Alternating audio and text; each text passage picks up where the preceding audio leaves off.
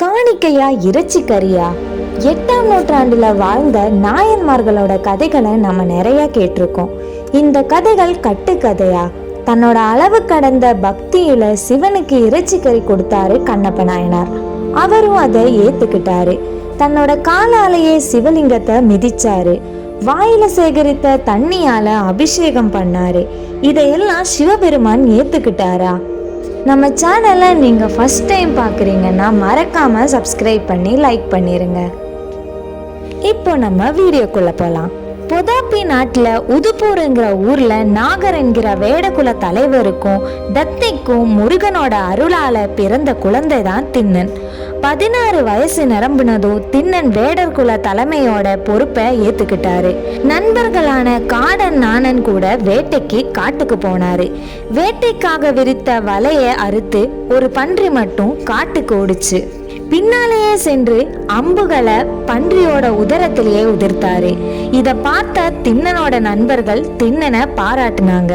பக்கத்திலேயே இருக்கிற பொன்முகலி ஆற்றையும் வானலாவ நிற்கும் காலத்தி மலையும் கண்டு வியர்ந்த திண்ணனை மலைக்கு மேல இருக்கும் குடுமி தேவனை பார்க்க அழைத்து போனாரு நாணன். சிவலிங்கத்தை பார்த்ததும் அளவு கடந்த ஆனந்தத்துல சிவலிங்கத்தை கட்டி பிடிச்சும் ஆடியும் பாடியும் தன்னோட மகிழ்ச்சியை காமிச்சிருக்காரு. தன்னோட ஒரு கையில காடன் தயார் பண்ண மாம்சத்தையும் மறு கையில வில்லு இருந்ததுனால வாய் நிறைய ஆற்று நீரையும் பக்கத்துல இருந்த மரத்துல இருந்து மலர்களை எடுத்து தன்னோட தலையில சூடிக்கிட்டு வந்தாரு. சிவலிங்கத்தை தன்னோட வாயில சேகரித்த தண்ணியால அபிஷேகம் பண்ணி பூக்களும் அர்ப்பணிச்சாரு. மாம்சத்தை சிவனுக்கு நெய்வேத்தியமா தந்தாரு. இரவு ஃபுல்லா சிவனுக்கு காவல் இருந்து காலையில மறுபடியும் உணவு தேட போன நேரத்துல சிவகோசரியா சிவலிங்கத்து முன்னாடி சிதறி கிடந்த இறைச்சி துண்டுகளை பார்த்து அதிர்ச்சி அடைந்தாரு. அதையெல்லாம் சுத்தம் செய்து சிவபெருமானுக்கு பூஜை செஞ்சாரு. அடுத்து திண்ணனார் வந்து இறைச்சி வச்சு வழிபட்டாரு. மறுநாளும் சிவலிங்கத்து முன்னாடி இறைச்சியை பார்த்த சிவகோசரியார் மனமுடைந்து சிவபெருமானிடம் முறையிட்டாரு.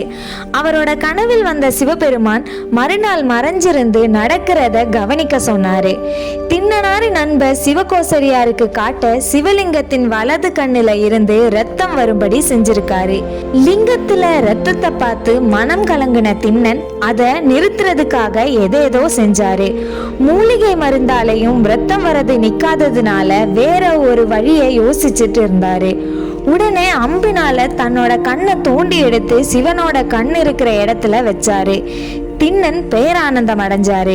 உடனே சிவபெருமான் சிவலிங்கத்தோட இடது கண்ணுல இருந்தும் ரத்தம் வர வச்சிருக்காரு. தன்னோட இடது கண்ணை எடுத்துட்டா சிவபெருமானோட கண்ணு எங்க இருக்குன்னு பார்க்க முடியாததுனால காலின் பெருவிரலால சிவலிங்கத்தோட இடது கண்ணில் வச்சு தன்னோட இடது கண்ணை எடுக்க துணிஞ்சிருக்காரு. சிவலிங்கத்துல இருந்து கண்ணப்பா என்ற குரல் வந்ததும் சிவபெருமான் திண்ணனுக்கு காட்சி தந்தாரு. இந்த சம்பவம் நடந்த இடம் காளஹஸ்தி திருக்கோவில். கண்ணப்ப நாயனார் வழிபட்ட குடுமித்தேவர் சிவலிங்கம் காளஹஸ்தி மலை மேல இப்பயும் கண்ணில் ரத்தம் வருகிற மாதிரி நம்மளுக்கு பார்க்க முடியும்.